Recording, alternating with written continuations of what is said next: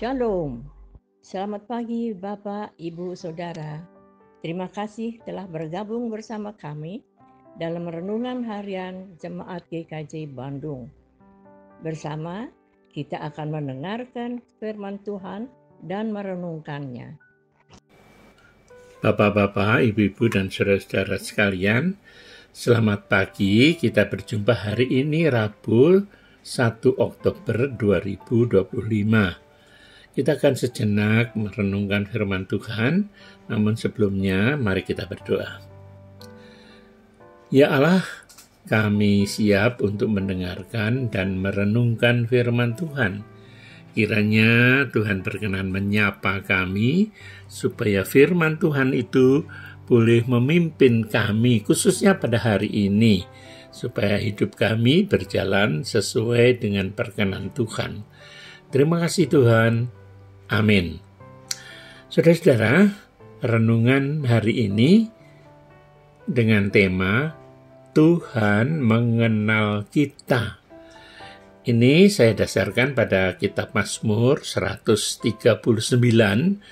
Silakan dibaca ayat 1 sampai 12. Saya bacakan ayatnya yang pertama ya, yang demikian. Tuhan, Engkau menyelidiki dan mengenal aku. Saudara-saudara yang dikasihi Tuhan, kita seringkali ketika ponsel kita berbunyi, kita tidak langsung menjawabnya kan? Namun, lebih dahulu kita memeriksa nomor telepon yang menghubungi kita. Nah, kalau dari nomor yang tidak kita kenal, kadang-kadang kita sengaja mengabaikannya.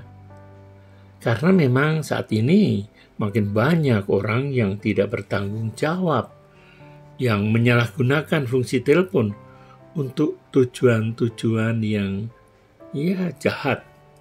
Oleh karena itu, diperlukan kewaspadaan dan kehati-hatian apabila menerima panggilan dari nomor yang tidak kita kenal. Salah satu cara yang sering dilakukan adalah mereject penelpon yang tidak dikenal itu. Itu adalah dengan cara memblokir nomor yang meresahkan itu. Nah, saudara-saudara yang dikasihi Tuhan, kita ini perlu patut bersyukur ya, karena kita memiliki Tuhan yang sangat mengenal diri kita. Bahkan, dalam Mazmur 139 yang tadi kita baca, dikatakan bahwa Tuhan itu mengenal kita lebih dari siapapun yang dekat dengan kita. Dia yang menciptakan kita. Tentu Dia yang paling tahu segala tentang kita. Dia mengenal kita luar dalam. Tidak ada yang tersembunyi bagi Dia. Dia tahu isi hati kita yang terdalam. Yang lebih indah lagi, Tuhan adalah Bapa yang sangat mengasihi kita. Dia tidak akan pernah melupakan, apalagi menolak kita. Bentuk kasih-Nya itu diwujudkan dengan kepedulian yang luar biasa. Dia siap untuk tertawa gembira bersama kita.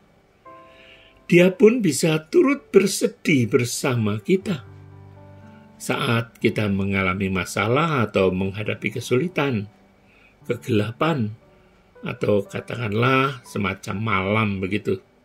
Nah, kita tidak tersembunyi di hadirat-Nya, tetapi konsekuensinya adalah kita tidak bisa lari, tidak bisa bersembunyi dari Tuhan.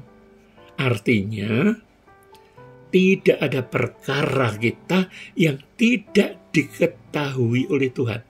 Ya, termasuk apa saja. Apa saja yang ada dalam pikiran kita.